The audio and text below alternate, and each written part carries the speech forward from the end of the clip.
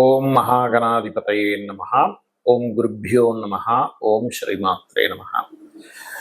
మనం ఈరోజు double transit అంటే కర్మకారకుడైనటువంటి శని భగవానుడు మరియు జీవకారకుడైన గురు బలము అంటూ ఉంటాం.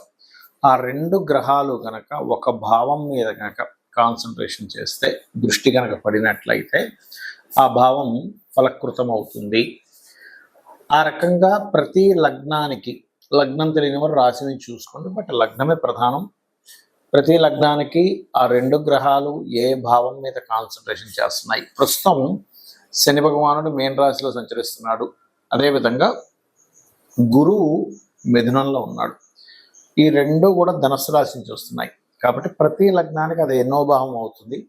తద్వారా చూడండి, మనకి చాలా విషయాలు సెటిల్ అయ్యే ఉంటాయి లైఫ్లో. అంటే ధనం సంపాదన కానివ్వండి, లేకపోతే సంతానం పొందడం కానివ్వండి, లేనట్లయితే వివాహం అవ్వడం కానివ్వండి, జాబ్లో సెటిల్ అవ్వడం కానివ్వండి, లేనట్లయితే బిజినెస్లో సెటిల్ అవ్వడం కానివ్వండి, ఇట్లాంటి అనేకమైనటువంటి కొన్ని గొడవలు సెటిల్మెంట్ అవ్వడం కానివ్వండి, వీటన్నిటికీ కూడా ఒక్కొక్క లగ్నానికి ఏ ఏ గ్రహాల యొక్క స్థితి ఎలా ఉంది అనేటువంటిది ఒకటి. మరియు కుజుడు కేతువు కలుస్తున్నారు. ఈ శని గురువుల యొక్క ప్రభావం అనేటువంటిది మాత్రం కంప్లీట్గా మీకు సంవత్సరం పాటు ఉంటుంది. నెక్స్ట్ ఇయర్ మే 2026 మే వరకు. కాకపోతే కుజకేతువుల యొక్క కలయిక 2 నెలల చిల్లర ఉంటుంది. కాబట్టి ఈ 2 నెలల పాటు అంటే ఆల్మోస్ట్ జూన్, జూలై, మే 15వ తేదీ నుంచి దీని ప్రభావం 20వ తేదీ నుంచి చూపిస్తుంది. కాకపోతే జూన్, జూలై నుంచి ఉండేటువంటి ప్రభావం ఏమిటి, గోచార పరంగా కూడా దేశకాలమాన పరిస్థితుల్లో కూడా ఎటువంటి ప్రభావం చూపిస్తుంది అనే విషయాలు మనం తెలుసుకుందాం. ముందుగా మేష లగ్నము, మేషరాశి. మేషం వారికి 9వ స్థానంలో ఈ యొక్క జీవకారకుడు కర్మకారకుడు యొక్క డబుల్ ట్రాన్సిట్ పడుతుంది. 9వ స్థానం అనేటువంటిది బ్యాంక్ బ్యాలెన్స్ని పెంచేటువంటి స్థానం. 9వ స్థానం అంటే దాచుకున్న ధనం. కొంచెం అనుకుంటూ ఉంటాను చూడండి, అయ్యో అసలు నాకు ధనం అస్సలు ఉండట్లేదు అని బాధపడేటువంటి వారికి ఇక్కడ ధన యోగాన్ని ఇస్తుంది ఒకటి. రెండవది ఏంటంటే, ఇక్కడ గమనించుకున్నట్లయితే మీ యొక్క హైయర్ ఎడ్యుకేషన్ కోసం మీరు చేసేటువంటి ప్రయత్నాలు ఫలిస్తాయి.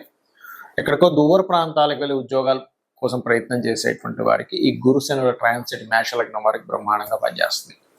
అలాగే మరొక విషయం ఏంటంటే, మీ యొక్క సంతానం ఉండి ఆల్రెడీ వాళ్ళకి సంతానం కోసం కొంతమంది చూడండి, మా పిల్లలకి ఇంకా సంతానం కలగలేదండి అని బాధపడుతూ ఉంటారు. అటువంటి వాళ్ళకి సంతానాన్ని పొందేటువంటి యోగాన్ని ఇక్కడ ఇస్తుంది అని చెప్పుకోవచ్చు. అదేవిధంగా మీ యొక్క జీవిత భాగస్వామికి గతంలో ఏవైనా సరే చిన్న చిన్న మిస్కమ్యూనికేషన్స్ ఉంటే అవి క్లియర్ అవ్వడానికి ఈ యొక్క గురుశనుల యొక్క కాంబినేషన్ అనేటువంటిది బ్రహ్మాండంగా సూచిస్తుంది. మరియు ఉపనయనాలు చేస్తూ ఉంటారు కొంతమంది, లేదా స్పిరిచువల్ జర్నీ, లేదా ఏదైనా పుణ్యక్షేత్రాలకు వెళ్ళడం, ఇటువంటి వాటికి అన్నిటికీ కూడా ఈ యొక్క కాంబినేషన్ అనేటువంటిది బ్రహ్మాండంగా పనిచేస్తుంది. మరి ఇదే మేషలగ్నం వారికి పంచమ స్థానంలో కుజుడు కేతు కూడా కలుస్తున్నారు. రెండు ఒకటేసారి వస్తున్నాయి.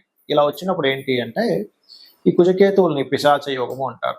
కాబట్టి పంచమ స్థానంలో కలుస్తున్నప్పుడు మీరు ఏదైనా రాజకీయపరమైనటువంటి విషయాల్లో తీవ్రమైనటువంటి నిర్ణయాలు తీసుకోవడం మేషలగ్నం వారు, మేషరాశి వారు. అదేవిధంగా కొంత ఫ్రెండ్స్ విషయంలోని, షేర్ మార్కెట్ విషయాల్లో కొంత జాగ్రత్తగా ఉండాలి, గుర్తుపెట్టుకోండి. అదేవిధంగా IVFతో సంతానాన్ని పొందాలనుకునేటువంటి వారు కూడా కొద్దిగా జాగ్రత్తగా ఉండాలి. అయితే పర్టికులర్గా మేష రాశిలో ఉండేటువంటి వారు, అశ్విని, భరణి, కృత్తిక నక్షత్రాలు ఉండేవారు పర్టికులర్గా రాజకీయ పరంగా కొన్ని నిర్ణయాలు తీవ్రమైన, అంటే ఒక్కొక్కసారి అన్ఎక్స్పెక్టెడ్గా అనుకోండి, లేకపోతే ఒక పెద్ద ప్రణాళిక పరంగా అనుకోండి, కొన్ని నిర్ణయాలు తీసుకుంటారు. అయితే దీని పరంగా మనకు అసలు గోచార పరంగా ఎటువంటి ఫలితాలు వస్తాయని కూడా మనం చెప్పుకుందాము. అయితే మీరు చేయవలసిన దేవతారాధన మాత్రం గణపతిని, స్కందుణ్ణి ఆరాధన చేయండి, సూర్య నమస్కారాలు చేసుకోండి, అన్ని విధాలు బాగుంటుంది. ముందుగా ఈ కుజకేతువుల యొక్క ప్రభావం వేటి మీద చూపిస్తుంది, మనం గతంలో 2-3 నెలల క్రితం విశ్వవసునామ సంవత్సర ఫలితాలు చెప్పుకున్నప్పుడు కూడా చెప్పుకున్నాము. కొన్ని పార్టీల్లో చీలికలు రాబోతున్నాయి, ఇప్పటికీ ఆ వీడియోలు ఉన్నాయి, 3 నెలల క్రితం 2 నెలల క్రితం చెప్పినటువంటివి.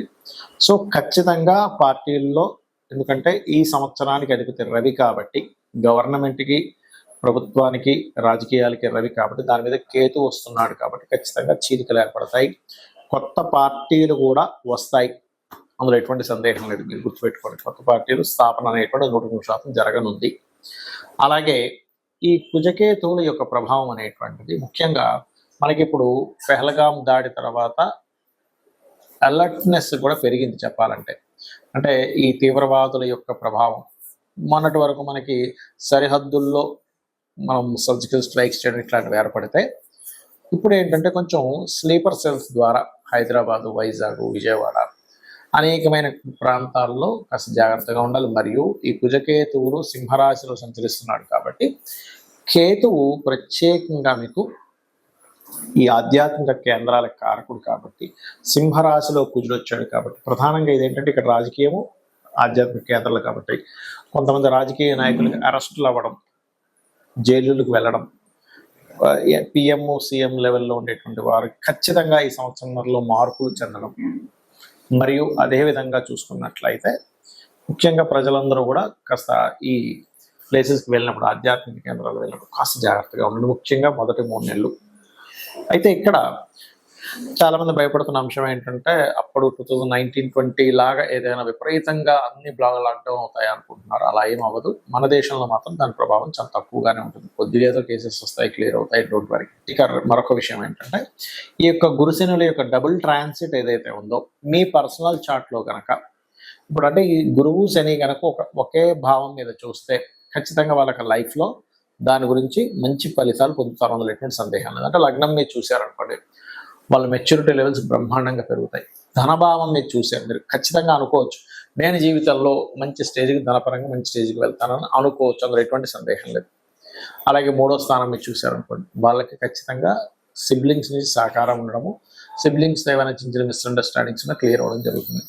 4వ భావాన్ని కనుక ఈ డబుల్ ట్రాన్సిట్ చూసిందనుకోండి, వారికి ఖచ్చితంగా అంటే డబుల్ ట్రాన్సిట్ అయినా మీ జన్మజాతకంలో అయినా 4వ భావం దృష్టి ఉంటే కనుక అప్పుడు జరిగే ఫలితం ఏమిటి అంటే 100% వాళ్ళ జీవితంలో గృహం కట్టుకుంటారు. కొంతమంది చూడండి, అయ్యో నేను అసలు గృహం కట్టుకోగలనా లేదా అని భయపడుతూ ఉంటారు.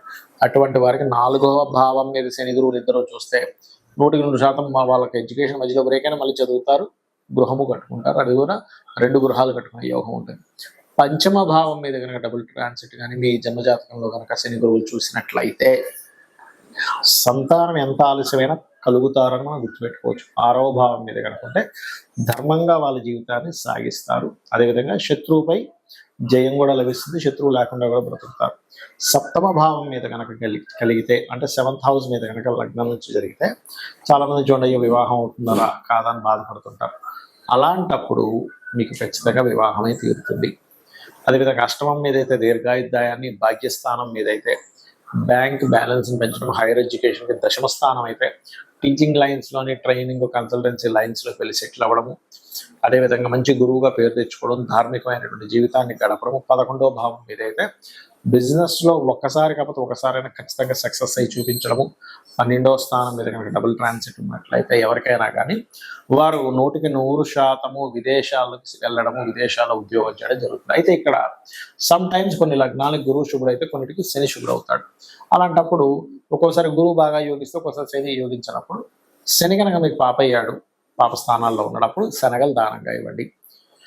శని అయితే కనుక నువ్వులు దానంగా ఇవ్వండి, గురువు అయితే శనగలు దానంగా ఇవ్వండి. ఇలా దానం చేస్తూ కాలభైరవ అష్టకము, దక్షిణామూర్తి ఆరాధన కనుక చేసినట్లయితే మీకు డబుల్ ట్రాన్సిట్ యొక్క ఫలితం కూడా పరిపూర్ణంగా వస్తుంది, ఆనందదాయకంగా ఉంటారు. మరియు ఆ లలితాంబిక అమ్మవారి యొక్క అనుగ్రహం మీకు పరిపూర్ణంగా కలగాలని మనస్ఫూర్తిగా మరోసారి కోరుకుంటూ శ్రీమాత్రే నమః.